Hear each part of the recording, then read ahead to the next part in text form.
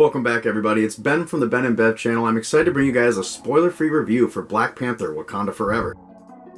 Off the drop, this movie had a lot to accomplish. Ryan Coogler had to find a way to make this whole cast function even more enticing than he did in the first film. And if you ask me, there's not a bad cast member in that movie, and I can say the same about this one. Despite there being a lack of presence without Chadwick Boseman as T'Challa's Black Panther, Ryan Coogler really stepped up and made each character pull their own weight in this movie. The loss of T'Challa the character as well as Chadwick the actor is felt and is a big theme across the entire film. In fact, I think coming to terms with your own grief and rage is really the central point of this movie. The main characters in Wakanda are all frustrated with where the world is and where they find themselves. When the movie opens up, it's a very tragic opening into where exactly they are in the world right now. I'm trying to remain as spoiler free as I can right here because I believe every little twist and character moment in this movie is intricate to the enjoyment. It really delivers on setups and payoffs. Whether it's Letitia Wright as Shuri, phenomenal main actor carrying the story here, or Angela Bassett as Ramonda, not to mention Danai Gurira as Okoye, once again, all phenomenal, but those three really taking the lead with the narrative focus despite the scenes with Namor. We'll get to him in a second. The family element is even more intact than it was in the first movie somehow. Even without that big central presence, T'Challa is still the heart of this movie. That moving on and coming to terms is even a big aspect of Namor's plot point. And just want to point out here, take on Huerta as Namor, outstanding. Talocan is an absolutely enthralling, visually stunning world. The first time you get a look at it, it just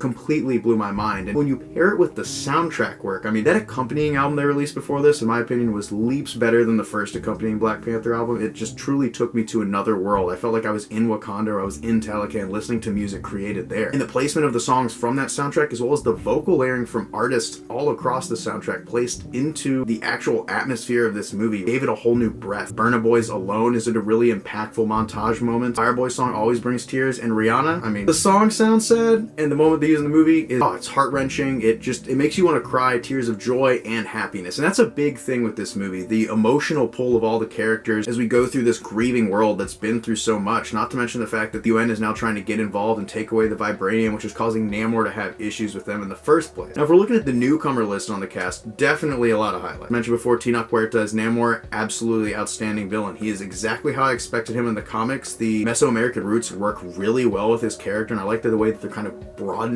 out the atmosphere of the MCU. Like, the whole world has a geopolitical factor. The fear when you first encounter the Talocans, they use almost like a horror set of elements, the way they attack. And I don't want to give away too much here, but the sing-songing and the throat growls and everything combined with all the just underwater eerie imagery. His anti-hero drive is also really on point. I like the way they tied in his story. The goofy thing they did with his name even worked out really well. Domonique Thorne as Riri Williams and Michaela Cole, going blank on character was, but despite them having very little screen time, each of them still had big character moments. The amount of intricately woven plot lines astounding, and the fact that Coogler was able to pull it all together is even more monumental. The comedy is definitely a little more toned down in this movie, as there's a lot more serious themes, but whenever those moments are delivered, they hit. I mean, I was in a full theater and cheering, laughing, crying. I mean, this is the most active theater I've been in since Endgame. I mean, I can think of at least 3 or 4 times where people were being so vocal I could almost not hear the movie. It was a great theater experience, so if you are going to go see this movie, definitely try and see it in this opening weekend, because the fuller the theater is, the more the emotions ride. I thought the ending was really satisfying, and what they teased for the future of the character I thought was really touching, both as a tribute and as a continuation. Overall, couldn't be more pleased. It's an absolutely great follow-up to what is my favorite MCU movie, and though I'm not sure it lands quite as big of a home run as the first one, I'm not even going to try and compare it right now. I've only seen it once, and it took 7 viewings before I realized Black Panther was my favorite Marvel movie, so let's give this one some time, but it's definitely up there. It's probably the best thing they've put out all year. Everything you've been waiting for and wanting to see. If you've been itching to go back to Wakanda and this set of storylines in Marvel, this movie is everything you want to see. It's a great love letter to Chadwick Boseman. It's a phenomenal franchise follow-up, an intricate and interesting view of grief, globalization, and many other themes that are handled really well. It shows you the heights that this universe can be brought to, and I'm hoping to see more energy like this in the movies coming forward. What did you guys think about Wakanda Forever? Let us know in the comments below. We'll see you guys next week. Wakanda Forever.